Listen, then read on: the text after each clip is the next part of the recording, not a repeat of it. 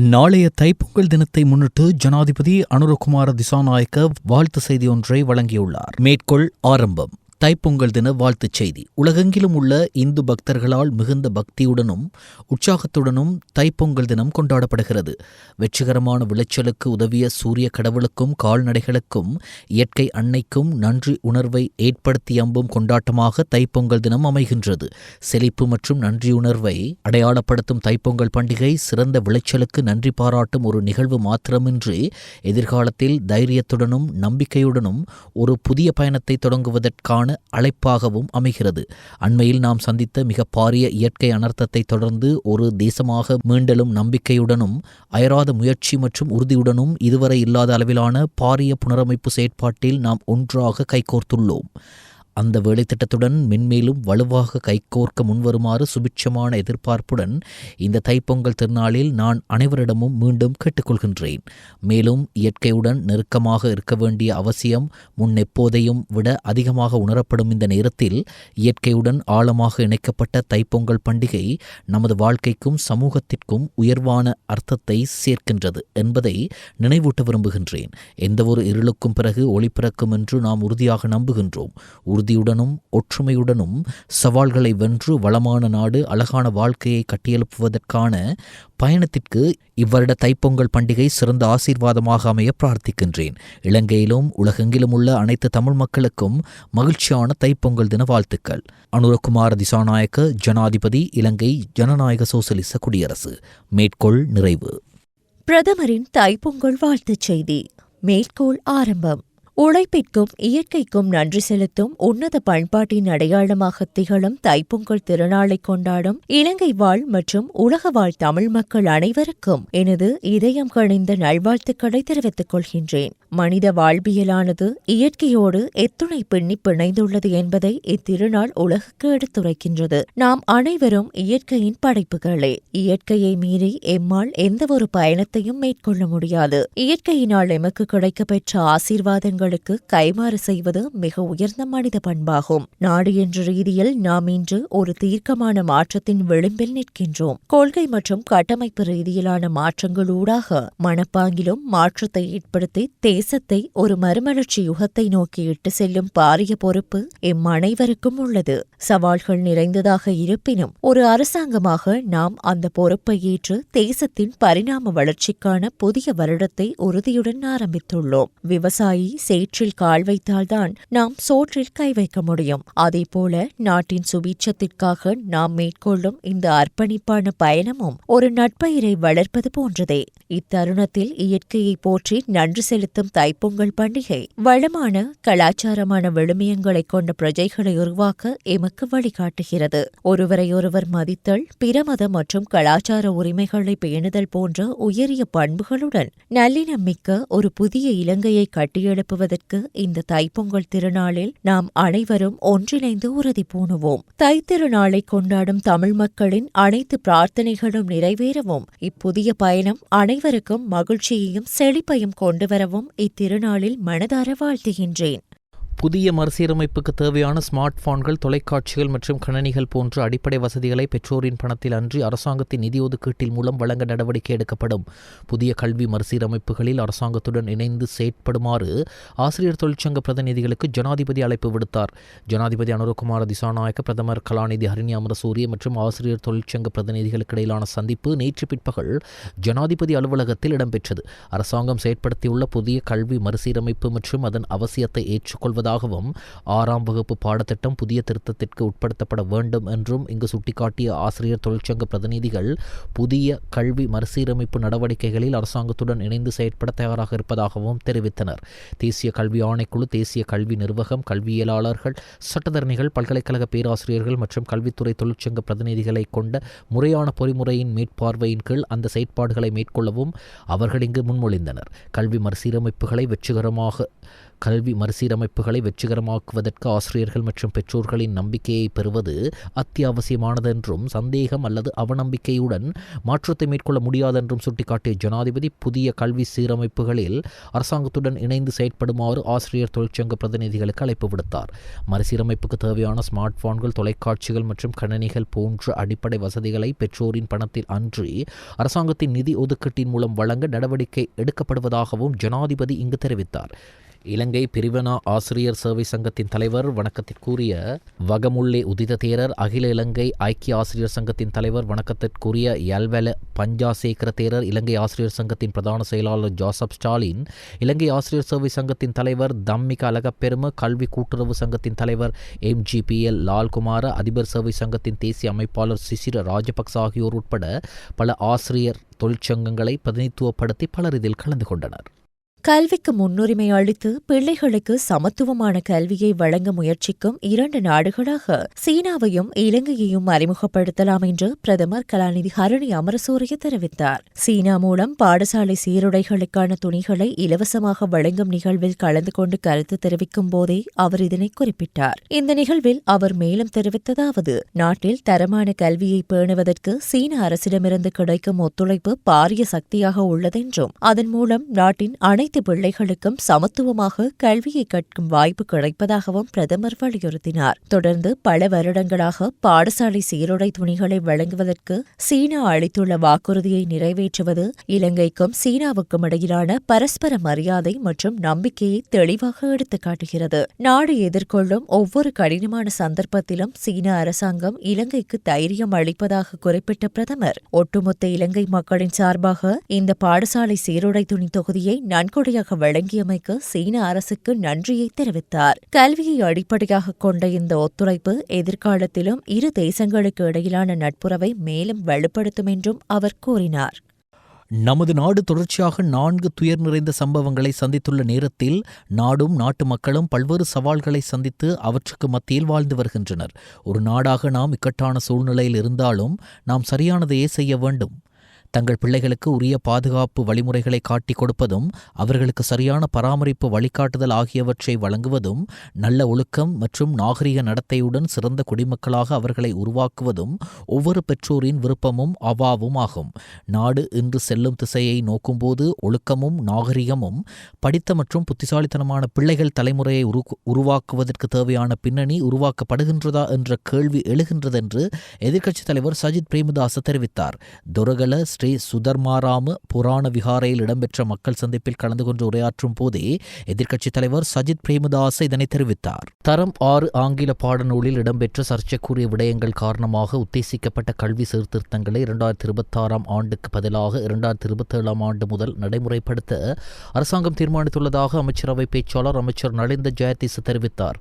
கொழும்பில் உள்ள அரசாங்க தகவல் திணைக்களத்தில் நேற்று செவ்வாய்க்கிழமை இடம்பெற்ற அமைச்சரவை தீர்மானங்களை அறிவிக்கும் ஊடகவியலாளர் மாநாட்டிலேயே அவர் இதனை தெரிவித்தார். இது தொடர்பில் அவர் மேலும் குறிப்பிடுகையில், தரம் 6 ஆங்கில பாடப்பிரிவில் பொருத்தமற்ற இணையதள இணைப்பு சேர்க்கப்பட்டமை தொடர்பாக குற்றப்புலனாய்வு திணைக்களம் நடத்திய விசாரணையின் முடிவுகள், கல்வி அமைச்சின் தனிப்பட்ட விசாரணை மற்றும் ஜனாதிபதி தலைமையிலான கல்வி அதிகாரிகளுடனான ஆலோசனைகளின் அடிப்படையிலேயே இந்த முடிவு எடுக்கப்பட்டுள்ளது. ஆங்கில பாடத்திட்டத்தை மேலும் ஆய்வு செய்யவும் அதன் உள்ளடக்கம் மற்றும் நடைமுறைப்படுத்தல் தொடர்பாக எழுந்துள்ள பிரச்சினைகளுக்கு தீர்வு காணவும் மேலதிக கால அவகாசம் வழங்க அமைச்சரவை தீர்மானித்துள்ளது. எனினும் தற்போது நடைமுறையில் உள்ள தரம் 1 பாடத்திட்டம் எவ்வித மாற்றமும் இன்றி தொடரும். குறைந்தபட்ச பொதுமக்களின் நம்பிக்கை இல்லாமல் கல்வி சீர்திருத்தங்களை முன்னெடுத்து செல்ல முடியாது என்று அரசாங்கம் உறுதியாக நம்புகிறது. இது தொடர்பாக ஏற்பட்டுள்ள பொதுமக்களின் தீவிர அக்கறை கல்விக்கு மக்கள் வழங்கும் மதிப்பையே பிரதிபலிக்கின்றது. அதனை அரசாங்கம் ஏற்றுக்கொண்டு பாராட்டுகிறது. கடந்த கால அரசாங்கங்களின் முறையற்ற நிர்வாகமே கல்வித்துறையில் பாரிய சிக்கல்களை ஏற்படுத்தியது. கடந்த 10 வருடங்களுக்கு மேலாக பாடத்திட்டங்கள் புதுப்பிக்கப்படாமை மற்றும் மனிதவள திட்டமிடல் மற்றும் ஆட்சேர்ப்பில் உள்ள பாரிய இடைவெளிகள் போன்றவையும் இதற்கு பிரதான காரணமாகும். தற்போதைய கல்வி முறைமையினால் மாணவர்களுக்கு ஏற்படும் அழுத்தம் குறித்து பொதுமக்களிடையே நிலவும் விவாதங்களும் அரசாங்கத்தின் சீர்திருத்த ஆணைக்கு முக்கிய காரணமாக அமைந்தன. அவற்றை பொறுப்புடன் நடைமுறைப்படுத்துவதில் அரசாங்கம் உறுதியாக உள்ளது. இந்த விவகாரம் தொடர்பில் ஆராய்வதற்கு நியமிக்கப்பட்ட அமைச்சரவை குழுவும் குற்றப்புலனாய்வு திணைக்களமும் பொறுப்பின்றி செயற்பட்ட அதிகாரிகள் குறித்து தெரிவித்துள்ளன. அதற்கமைய தேசிய கல்வி நிர்வாகமே அவர்கள் தொடர்பில் நடவடிக்கை எடுக்கும் என்றார். அரச சேவையில் ஆட்சேர்ப்பு செயன்முறையை மீளாய்வு செய்தல் மற்றும் பணிக்குழாமினரை முகாமைத்துவம் செய்வதற்காக நியமிக்கப்பட்டுள்ள குழுவின் விதந்துரைகளை நடைமுறைப்படுத்துவதற்கு அமைச்சரவை அங்கீகாரம் வழங்கியுள்ளது. அதற்கமைய பல்வேறு அரச துறைகளில் 26,095 ஆட்சேர்ப்புகள் முன்னெடுக்கப்படவுள்ளதாக அரசாங்கம் அறிவித்துள்ளது. அதற்கமைய கல்வி, உயர்கல்வி மற்றும் தொழிற்கல்வி அமைச்சுக்கு 442, நீதி மற்றும் தேசிய ஒருமைப்பாட்டு அமைச்சுக்கு 452, சுகாதாரம் மற்றும் வெகுஜன ஊடக அமைச்சுக்கு 705, கமத்தொழில், கால்நடை வளங்கள், காணி மற்றும் நீர்ப்பாசன அமைச்சுக்கு 10, பெருந்தோட்ட மற்றும் சமூக உட்கட்டமைப்பு வசதிகள் அமைச்சுக்கு 37, நிதி திட்டமிடல் மற்றும் பொருளாதார அபிவிருத்தி அமைச்சுக்கு 76, பாதுகாப்பு அமைச்சுக்கு 102, பொதுமக்கள் பாதுகாப்பு மற்றும் பாராளுமன்ற விவகாரங்கள் அமைச்சுக்கு 19, வெளிநாட்டு அலுவல்கள், வெளிநாட்டு வேலைவாய்ப்பு மற்றும் சுற்றுலாத்துறை அமைச்சுக்கு 10 ஆட்சேர்ப்புகளை வழங்க தீர்மானிக்கப்பட்டுள்ளது. அதேபோன்று வர்த்தக, வாணிப, உணவு பாதுகாப்பு மற்றும் கூட்டுறவு அபிவிருத்தி அமைச்சுக்கு 1, போக்குவரத்து, நெடுஞ்சாலைகள் மற்றும் நகர அபிவிருத்தி அமைச்சுக்கு 166, கிராமிய அபிவிருத்தி, சமூக பாதுகாப்பு மற்றும் சமூக வலுவூட்டல் அமைச்சுக்கு 167, வீடமைப்பு, நிர்மாணிப்பு மற்றும் நீர்வளங்கள் அமைச்சுக்கு 33, கடற்றொழில், நீரியல் வளங்கள் மற்றும் கடல் வளங்கள் அமைச்சுக்கு 50, விஞ்ஞானம் மற்றும் தொழில்நுட்ப அமைச்சுக்கு 23, துறைமுகங்கள் மற்றும் சிவில் விமான சேவைகள் அமைச்சுக்கு 248, மத்திய மாகாண சபைக்கு 203, வடமத்திய மாகாண சபைக்கு 6, தேசிய போலீஸ் ஆணைக்குழுவுக்கு 1 மற்றும் இலங்கை ஆசிரியர் சேவைக்கான ஆசிரியர்கள் 23,344 பேரை ஆட்சேர்ப்பு செய்வதற்கு அங்கீகாரம் வழங்கப்பட்டுள்ளமை குறிப்பிடத்தக்கது. பத்திரமுள்ள பிரதான வீதியில் மோட்டார் சைக்கிளில் பயணித்தவாறே கூறிய ஆயுதத்தால் ஏனைய வாகனங்களை தாக்கி சேதப்படுத்திய சந்தேக நபர் போலீசாரால் கைது செய்யப்பட்டுள்ளார். பத்திரமுள்ள தியத்த உயன பூங்காவுக்கு அருகிலுள்ள பிரதான வீதியில் திங்கட்கிழமை பிற்பகல் மோட்டார் சைக்கிளில் பயணித்த நபர் ஒருவர் வீதியில் சென்று கொண்டிருந்த ஏனைய வாகனங்கள் மீது தாக்குதல் நடத்தியுள்ளார். போக்குவரத்துக்கு இடையூறு விளைவிக்கும் வகையில் அச்சுறுத்தல் விடுத்தவாறும் சந்தேக நபர் தாக்குதல் நடத்துவதை அங்கு கடமையில் ஈடுபட்டிருந்த போக்குவரத்து போலீசார் அவதானித்துள்ளனர். இதன்போது மோட்டார் சைக்கிளை நிறுத்துமாறு போலீஸ் உத்தியோகத்தர் ஒருவர் உத்தரவிட்ட போதிலும் சந்தேக நபர் அதை பொருட்படுத்தாமல் தப்பிச் செல்ல முயன்றுள்ளார். இதனையடுத்து சந்தேக நபரை சிறிது தூரம் பின்தொடர்ந்து சென்ற போலீசார் அவரை மடக்கி பிடித்துள்ளனர். இந்த தாக்குதல் சம்பவம் தொடர்பான காணொலியும் சமூக வலைத்தளங்களில் வேகமாக பரவி வருகின்றது. கைதான நபர் ரத்கம பகுதியைச் சேர்ந்த 29 வயதுடையவர் என அடையாளம் காணப்பட்டுள்ளார். இச்சம்பவத்தில் 4 வாகனங்களை சந்தேக நபர் சேதப்படுத்தியுள்ளதாக விசாரணைகளை மேற்கொண்டு வரும் போலீசார் தெரிவித்தனர். சந்தேக நபர் கொழும்பு நீதவான் நீதிமன்றத்தில் முன்னிலைப்படுத்தப்பட்டதைத் தொடர்ந்து மன்றில் முன்வைக்கப்பட்ட சமர்ப்பணங்களை பரிசீலனை செய்த கொழும்பு மேலதிக நீதவான் நுவான் கௌஷல்யே எதிர்வரும் 22ஆம் தேதி வரை சந்தேக நபரை விளக்கமறியலில் வைக்குமாறு உத்தரவிட்டார். இதேவேளை கைதான சந்தேக நபர் நேற்று சட்ட வைத்திய அதிகாரி முன்னிலையில் ஆஜர்படுத்தப்பட்டதை அடுத்து அவர் ஹெராயின் மற்றும் ஐஸ் போதைப் பொருளை பயன்படுத்தியிருந்தமை உறுதிப்படுத்தப்பட்டுள்ளது. அத்தோடு சந்தேக நபர் ஏற்கனவே போலீசாரால் கைது செய்யப்பட்டு புனர்வாழ்வுக்கு உட்படுத்தப்பட்டு விடுவிக்கப்பட்டவர் எனவும் விசாரணைகளில் தெரிய வந்துள்ளது. நாட்டில் காணப்படும் மழையுடனான வானிலை நாளை முதல் குறைவடையும் என எதிர்பார்க்கப்படுவதாக வளிமண்டலவியல் திணைக்களம் எதிர்வு கூறியுள்ளது. ஊவா, கிழக்கு மற்றும் மத்திய மாகாணங்களில் சிறிதளவில் மழை பெய்யும் என எதிர்பார்க்கப்படுகின்றது. கொழும்பு, களுத்துறை, காலி, மாத்தறை மற்றும் ரத்தினபுரி மாவட்டங்களில் சில இடங்களில் பிற்பகல் 2 மணிக்கு பின்னர் மழையோ அல்லது இடியுடன் கூடிய மழையோ பெய்யக்கூடிய சாத்தியம் காணப்படுகின்றது. நாட்டின் ஏனைய பிரதேசங்களில் பிரதானமாக சீரான வானிலை நிலவும் என எதிர்பார்க்கப்படுகின்றது. மேல் சப்ரகமுவ மற்றும் மத்திய மாகாணங்களிலும் காலி மற்றும் மாத்தறை மாவட்டங்களிலும் சில இடங்களில் அதிகாலை வேளையில் பனிமூட்டமான நிலை காணப்படும் என எதிர்பார்க்கப்படுகின்றது. இடியுடன் கூடிய மழை பெய்யும் வேளைகளில் அப்பிரதேசங்களில் தற்காலிகமாக வீசக்கூடிய பலத்த காற்று மற்றும் மின்னல் தாக்கங்களினால் ஏற்படக்கூடிய பாதிப்புகளை குறைத்துக் கொள்ள தேவையான முன்னெச்சரிக்கை நடவடிக்கைகளை எடுத்துக் கொள்ளுமாறு பொதுமக்கள் அறிவுறுத்தப்படுகின்றார்கள். தாய்லாந்தில் கட்டுமான பணியில் ஈடுபட்டிருந்த கிரேன் ஒன்று ரயில் மீது விழுந்ததில் பயங்கர விபத்து ஒன்று இடம்பெற்றுள்ளது. தாய்லாந்தின் வடகிழக்கு மாகாணமான நகோன் ரஷசிமா பகுதியில் உள்ள சிக்கியோ மாவட்டத்தில் இந்த விபத்து இடம்பெற்றுள்ளது. இன்று காலை 9:05 மணியளவில் பாங்காக் நகரில் இருந்து உப்போன் ரஷதானி மாகாணத்தை நோக்கி பயணித்த பயணிகள் ரயில் மீது அதிவேக ரயில் பாதை அமைக்கும் பணியில் ஈடுபட்டிருந்த ராட்சத கிரேன் ஒன்று சரிந்து விழுந்துள்ளது. சமீபத்திய அதிகாரப்பூர்வ தகவல்களின்படி இந்த விபத்தில் குறைந்தது 22 பேர் உயிரிழந்துள்ளதாக உறுதி செய்யப்பட்டுள்ளது. எனினும் இடிபாடுகளுக்குள் மேலும் சிலர் சிக்கியிருக்கலாம் என்பதால் பலி எண்ணிக்கை அதிகரிக்கக்கூடும் என அஞ்சப்படுகிறது. 30க்கும் மேற்பட்ட பயணிகள் படுகாயமடைந்துள்ளனர். அவர்கள் மீட்கப்பட்டு அருகிலுள்ள வைத்தியசாலைகளில் அனுமதிக்கப்பட்டுள்ளனர். கிரேன் விழுந்த வேகத்தில் ரயில் தடம் புரண்டதுடன் பெட்டிகள் நசுங்கி தீப்பிடித்தன. இதனால் பயணிகள் உள்ளேயே சிக்கிக் கொண்டனர். மீட்பு படையினர் தீயை அணைத்து இடிபாடுகளை வெட்டியெடுத்து பயணிகளை மீட்கும் பணியில் ஈடுபட்டனர். சீனாவின் ஆதரவுடன் முன்னெடுக்கப்பட்டு வரும் அதிவேக ரயில் திட்டத்திற்கான கட்டுமான பணியின் போதே இந்த தவறு நிகழ்ந்துள்ளது. ரயில் தண்டவாளத்திற்கு மேலே அமைக்கப்பட்டிருந்த கட்டுமான தளத்திலிருந்து கிரேன் சரிந்து கீழே வேகமாக சென்று கொண்டிருந்த ரயில் மீது விழுந்துள்ளது. மீட்பு பணிகள் துரிதமாக நடைபெற்று வந்ததுடன் விபத்துக்கான காரணம் குறித்து தாய்லாந்து போக்குவரத்து அமைச்சகம் விசாரணைகளுக்கு உத்தரவிட்டுள்ளது. ஈரானில் அரசுக்கு எதிரான போராட்டத்தில் உயிரிழந்தவர்களின் எண்ணிக்கை 2571 உயர்ந்துள்ளது. உயிரிழந்தவர்களில் 2403 பேர் போராட்டக்காரர்கள் என்றும் 147 பேர் அரசாங்கத்துடன் தொடர்புடையவர்கள் என்றும் அந்நாட்டு ஊடகங்கள் செய்தி வெளியிட்டுள்ளன. போராட்டக்காரர்கள் மீதான தீவிர ஒடுக்குமுறையை தொடர்ந்து ஏற்பட்ட இந்த அதிகளவான உயிரிழப்பு எண்ணிக்கையை ஈரான் அதிகாரிகள் உத்தியோகபூர்வமாக ஒப்புக்கொள்வது இதுவே முதல் முறை என வெளிநாட்டு ஊடகங்கள் செய்தி வெளியிட்டுள்ளன.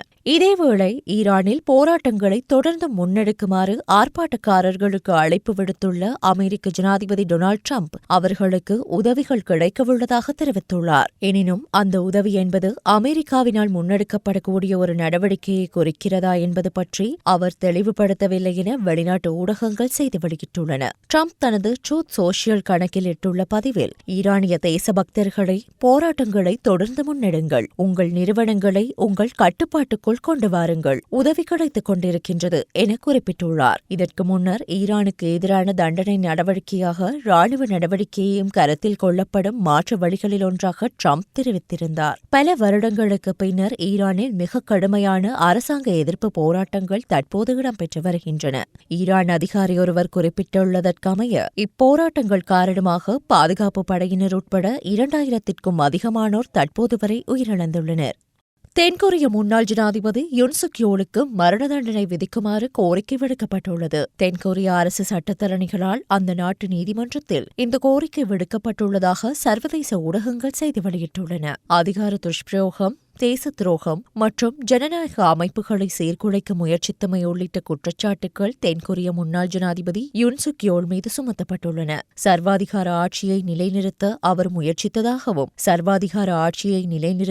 முயற்சித்ததாகவும் சட்டத்தரணிகள் குறிப்பிட்டுள்ளனர். இந்த வழக்கின் இறுதி தீர்ப்பு எதிர்வரும் பிப்ரவரி மாதம் 19 வழங்கப்படும் என எதிர்பார்க்கப்படுகிறது. இலங்கை கிரிக்கெட் நிறுவனத்தினால் கடந்த வருடம் நடத்த திட்டமிடப்பட்டு ஒத்திவைக்கப்பட்ட லங்கா பிரீமியர் லீக் கிரிக்கெட் தொடரின் 6வது அத்தியாயம் எதிர்வரும் ஜூலை மாதம் 8 ஆரம்பிக்கப்படவுள்ளது. இது தொடர்பாக இலங்கை கிரிக்கெட் நிறுவனம் வெளியிட்டுள்ள அறிக்கையில் இத்தொடர் ஆகஸ்ட் 8 வரை நடைபெறும் என குறிப்பிட்டுள்ளது. அதற்கமைய இத்தொடருக்கான வீரர்கள் வரைவு மார்ச் 22 நடைபெறும் எனவும் அந்த அறிக்கையில் தெரிவிக்கப்பட்டுள்ளது. இத்தொடர் கடந்த டிசம்பர் மாதம் நடைபெறவிருந்தது. எவ்வாறாயினும் இந்த வருடம் இலங்கை மற்றும் இந்தியாவின் இணை ஏற்பாட்டில் நடைபெறவுள்ள T20 உலகக்கிண்ண தொடருக்காக மைதானங்களை தயார்படுத்தும் நோக்கில் இத்தொடரை ஒத்திவைக்க இலங்கை கிரிக்கெட் நடவடிக்கை எடுத்திருந்தமை குறிப்பிடத்தக்கது.